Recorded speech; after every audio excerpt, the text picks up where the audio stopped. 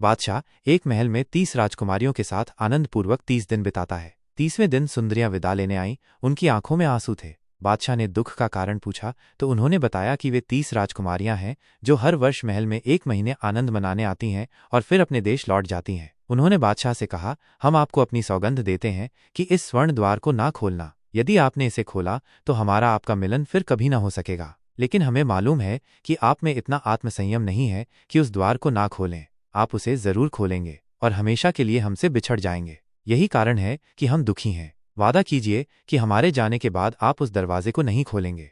उनकी बातें सुनकर बादशाह अत्यंत दुखी हुआ। उसने कहा, मुझे तुम लोगों से अलग होने का अत्यंत दुख है। खैर, किसी प्रकार ये 30 दिन काटूं। मैं तुम्हारी नसीहत हमेशा याद रखूंगा कि स्वर्ण द्वार ना खोलूं। इसके बाद वे सब चली गईं और बादशाह उस विशाल राजमहल में अकेला रह गया। अपने मन को बहलाने के लिए उसने सोचा कि जिन दरवाजों की चाबियां मेरे पास हैं उन्हें खोलकर देखना चाहिए। बादशाह ने पहला दरवाजा खोला तो अंदर एक अद्भुत फलों का बाग था। ऐसा बाग संसार में शायद ही कहीं हो। बादशाह वहां बहुत देर तक घूमता रहा और प्रत्येक पेड़ पौधे को ध्यान से देखता रहा। इसके बाद दरवाजा बंद कर दिया।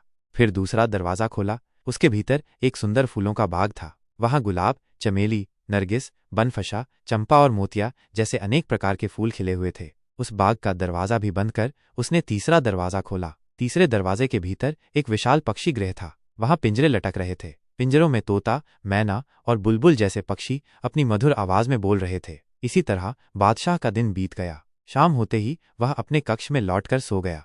अगली सुबह उसने एक और दरवाजा खोला।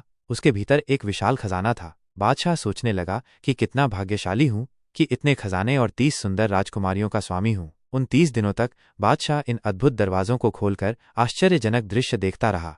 लेकिन 30वें दिन केवल एक दरवाजा शेष था, स्वर्ण द्वार। मुझे उसे ना खोलने की हिदायत दी गई थी, परंतु जैसे शैतान ने उसे बहका दिया, उसने अपनी प्रतिज्ञा तोड़कर वो दरवाजा खोल दिया। भीतर एक भव्य महल था जिसके फर्श पर केसर बिछी थी और सोने की तिपाई हों पर चांदी के दीपक जल रहे थे। वहां एक उम्दा मुश्की घोड़ा बंधा था। उसकी लगाम सोने से जड़ी थी। बादशाह ने उसकी लगाम पकड़कर उसे बाहर निकाला और उस पर सवार हो गया। उसने चाबुक मारा।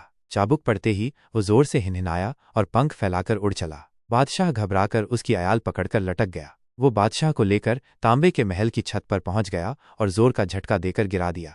आगे क्या होगा जानने